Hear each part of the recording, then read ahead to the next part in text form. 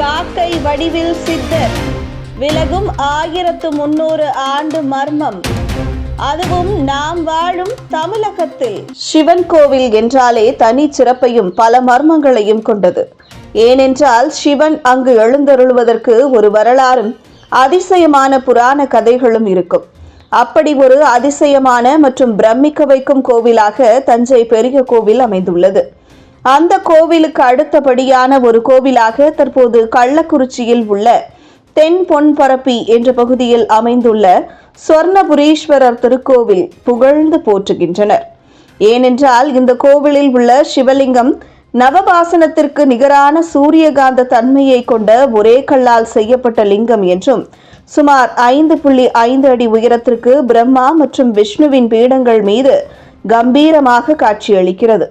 உலகத்தையே கட்டி ஆளுகின்ற மும்மூர்த்திகளும் ஒரே இடத்தில் அமைந்திருப்பதும் சொர்ணபுரீஸ்வரர் திருக்கோவிலின் தனிச்சிறப்பாகும். அது மட்டுமின்றி இந்த சிவலிங்கத்தை தட்டி பார்த்தால் வெண்கல சத்தம் எழுவதாக கூறுகிறார்கள். இதுவும் இக்கோவிலில் பிரத்யேக சிறப்பு. இந்த சொர்ணபுரீஸ்வரர் கோவிலில் சிவனும் சக்தியும் ஸ்வர்ணபுரீஸ்வரர், ஸ்வர்ணாம்பிகை என்ற பெயரில் மக்களுக்கு அருள் பாலித்து வருகின்றனர்.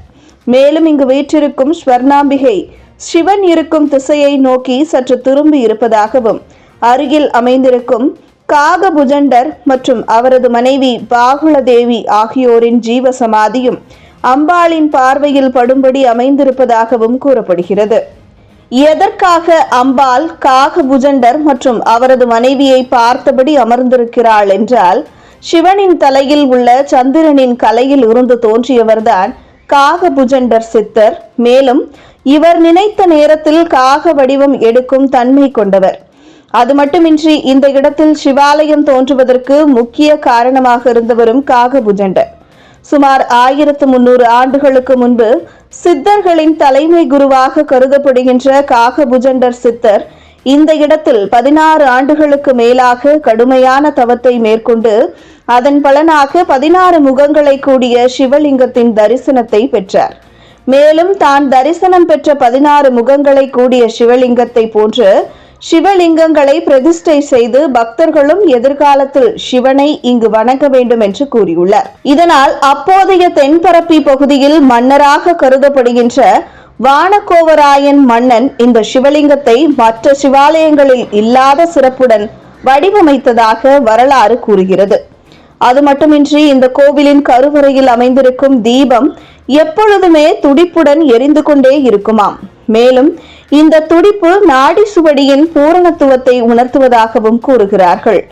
அதோடு சொர்ணபுரீஸ்வரருக்கு ராகு கால வேளையில் தேன், பால், தயிர், பன்னீர், இளநீர், மஞ்சள், சந்தனம், திருமஞ்சனம், கரும்புச்சாறு, எலுமிச்சைச்சாறு, பஞ்சாமிர்தம் என 16 வகை அபிஷேகங்கள் செய்யப்பட்டு வருகிறதாம்.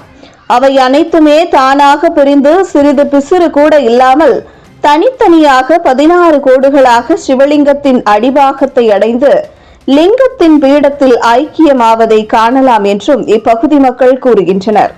இதன் மூலம் 16 லிங்கங்கள் இங்கு எழுந்தருளியதை உணரலாம் என்றும் கூறுகிறார்கள். அதோடு இந்த தலத்தின் சிறப்பாக ஆவணி பௌர்ணமி மற்றும் பங்குனி உத்திரம் நாட்களில் காலை 6 மணி முதல் 7:30 மணிக்குள் இந்த கோவிலில் வீற்றிருக்கும் பாலநந்தியின் 2 கொம்புகளின் வழியே சூரிய ஒளி 2 கோடுகளாக இறங்கி கற்ப கிரகத்தில் உள்ள சிவலிங்கத்தில் படிவதை காணலாம். மேலும் மன அமைதி வேண்டுபவர்களும் கடன் தொல்லையால் அவதிப்படுபவர்கள் இங்கு வந்து சொர்ணபுரீஸ்வரரை தரிசித்தால் அனைத்து பிரச்சனைகளும் நீங்கும் எனவும், தேனாபிஷேகம் செய்து அந்த தேனை தினமும் உண்டு வந்தால் அரிய வகை நோயால் பாதிக்கப்பட்டவர்களின் தீராத நோயும் தீரும் என்றும் கூறப்படுகிறது.